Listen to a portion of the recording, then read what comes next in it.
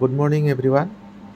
মুখ্যমন্ত্ৰী হিমন্ত বিশ্ব শৰ্মাই যোৱাকালি জনোৱা মতে এডিআৰিৰ পৰীক্ষাসমূহ অনুষ্ঠিত হ'ব 15, 22 আৰু 19 ছেপ্টেম্বৰত। এইসমূহ পৰীক্ষা 3টা ফেজত অনুষ্ঠিত হ'ব। লগতে এইবাৰ এডিআৰি পৰীক্ষাসমূহ প্ৰিলিমছ, মেইনছ লগতে ভাইভা এই 3টা পৰ্যায়ত অনুষ্ঠিত হ'ব। গতিকে সকলোৱে সাজু হওক। তেওঁ জনাইছে যে স্বচ্ছ আৰু নিকা পদ্ধতিৰে পৰীক্ষাসমূহ অনুষ্ঠিত কৰিব। গতিকে সকলোৱে সাজু হৈ উঠক। পঢ়া পাতি সকলোৱে পঢ়াই দিয়ক। মেথছ, ৰিজনিং, ইংলিছ কম্প্ৰিহেনশ্যন আটাইবোৰ সকলোৱে ভালদৰে পঢ়ক।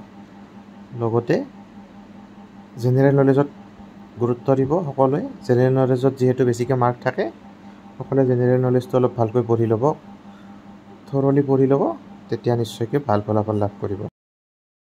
আনহাতে আৰক্ষীৰ যিসমূহ পোষ্ট আছিল, কনষ্টেবল, SIৰ পদসমূহ, সেইসমূহ অতি সোনকালে পূৰণ কৰা হ'ব। 6,434টা পদ আছে ইয়াৰ বাবে ফিজিকেল টেষ্টসমূহ 3 অক্টোবৰৰ পৰা আৰম্ভ হ'ব। তাৰ বাবে যাৱতীয় নিৰ্দেশ মুখ্যমন্ত্ৰী মহোদয়ে জাৰি কৰিছে। গতিকে সকলোকে অনুৰোধ জনাওঁ যাতে তেওঁলোকৰ ফিজিকেল প্ৰেক্টিছ লগতে যিটো ৰিটিনৰ কাৰণে প্ৰেক্টিছ অব্যাহত ৰাখে আৰু ভালদৰে প্ৰিপাৰেশ্যন কৰি যায়। ধন্যবাদ।